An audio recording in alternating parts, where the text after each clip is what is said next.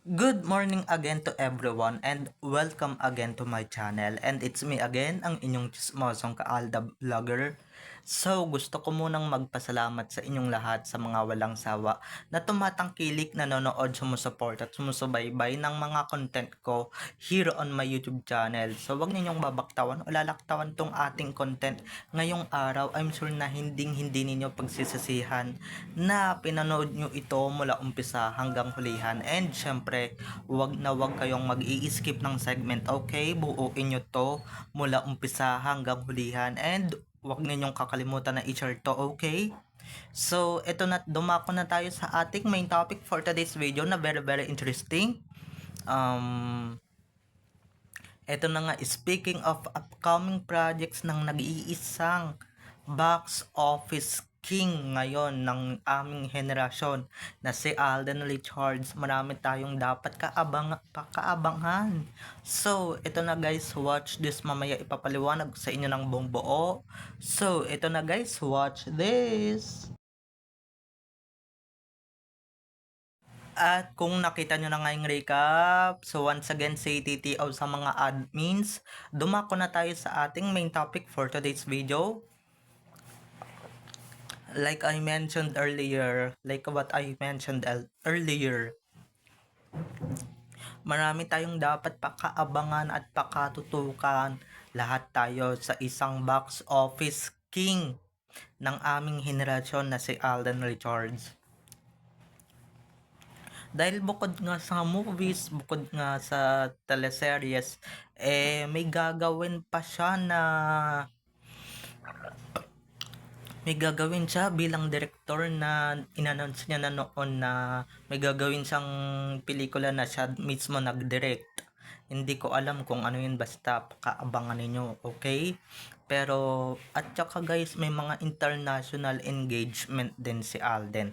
Very soon na i-announce niya talaga ng bonggang-bongga. Diba? Palong-palo talaga sa, panalong-panalo talaga si Alden Richards sa mga blessings at sa mga pabiyaya ngayong taon.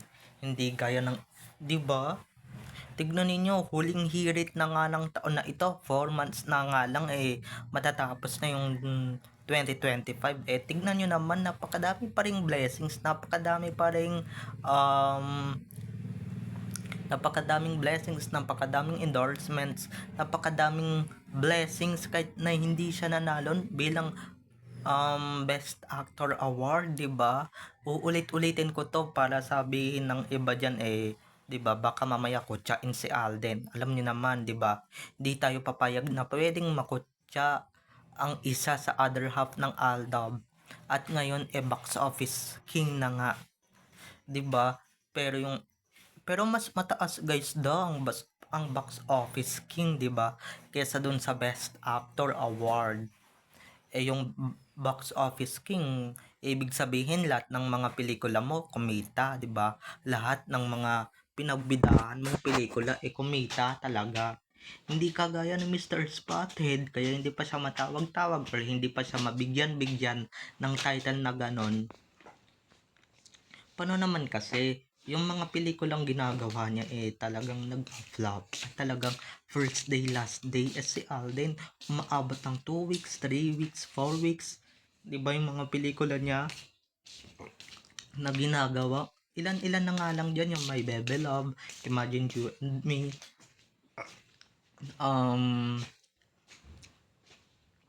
Five Breakups in a Romance, Hello Love Goodbye, or Hello Love Again. 'Di ba? Napatunayan na yan ni Alden, 'di ba? Maski si Main dapat na lang nga rin talagang patunayan na box office queen, 'di ba? Kung may king dapat may queen din. Kaso wala pa siyang pinagbibidahan na solo movie. Iisa pa lang yung Imagine You and Me. Kaso nga, 'di ba? Kaya nga hindi na nasundan tong movie na ito kasi nga itong mga to 'di ba, tinarantado yung Aldab, 'di ba? Winalang hiya yung Aldab. Winasiwas ng mga walang hiya yung Aldab. Pinaghiwalay nila yung Aldab, kaya tingnan nyo naman, iisang movie lang ang nagawa nila. Pero at least, 'di ba? It's either Alden or Main talaga yan talagang box office talaga yan, 'di ba? Abot talaga sa takilya. Talagang palong-palo talaga yan mga ka-ADN.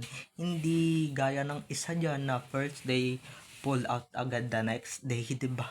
First day last day pero pull out agad kinabukasan, 'di ba? Yun ba yung best actor na tinatawag ninyo? 'Di ba? Yung nagiging pull out agad ang pelikula. At least Meme Vice, at least yung mga ibang kalaban ni Mr. Spotted talagang karapat dapat din naman talaga maging best actor dahil tumatagal ng ilang weeks yung kanilang mga pelikula sa sinehan at hindi pino-pull out, 'di ba? Pero don't worry Alden, kahit na hindi ka naman nanalo bilang best actor, 'di ba? Tignan mo naman ngayon, binaha ka ni God ng maraming blessings, binaha ka ng Diyos ng maraming blessings, 'di ba? Bukod sa teleserye, movie na gagawin mo ngayong taon, talagang may gagawin ka pa talagang directorial stint sa ibang bansa or dito sa Pilipinas, whatever it is. Talagang apaka-excited talaga namin to see that kung ano man yung gagawin niya, kung ano man yung binabalak niyang gawin, kung ano man talaga yung gagawin niya. Talagang we're very very excited to that. Hindi gaya ng isa dyan, ipagyayabang niya na best actor siya. Pero teka lang best actor ka nga kasi napakagaling mong umarte sa Sarsuela ninyo 'Di ba? Dapat Sarsuela days pa lang, Sarsuela era pa lang talagang ginampanan ka, talagang binigyan ka na dapat ng award na ganyan. Kaso ngayon lang talaga pinaranas ng kamas dun sa nag-flop mong movie, nag-flop mong movie dun ka pa talaga binigyan ng award, 'di ba? Dun sa first day last day, pati tuloy leading lady mo nadamay sa kalausan mo. Okay na sana nung na-partner siya kay Alden, pero nung na-partner sa'yo, talagang kwenta, 'di ba? Yan, wala tuloy na sungkit na award, 'di ba? Walang nasungkit na Best Actress award. Pero okay lang sa kanya 'yon, 'di ba? Pero pag eto, 'di ba, hindi binigyan ng Best Actor, talagang ngawa pero sa'yo na yung best actor mo. Mas marami namang blessing si Alden kesa sa'yo Mas maraming ganap si Alden kesa sa'yo next year or ngayong taon, 'di ba? Pahuling pahuling ratsyada na ng taon na ito Huling ratsyada na. Huling huling tumbling na ng taon na ito. Huling harurot na ng taon na to dahil nga 2026 na next year. Pero in a few months left. Pero tignan nyo naman, nababalitaan ko talaga na napakadaming busy talaga si Alden Richards. Punong-puno ang kanyang schedule, punong-puno ang kanyang busy schedule talaga, matatawag natin si Alden. Workaholic siya ngayong taon and syempre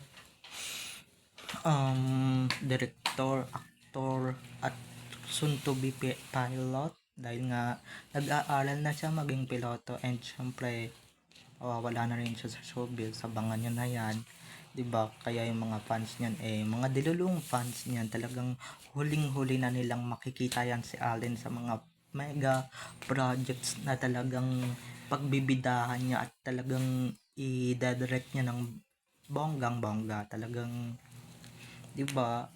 At least si Alden napaka-busy.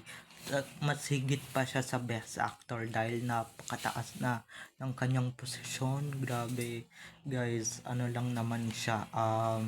Hindi lang siya best actor, kundi isa siyang multimedia star, box office king, and syempre,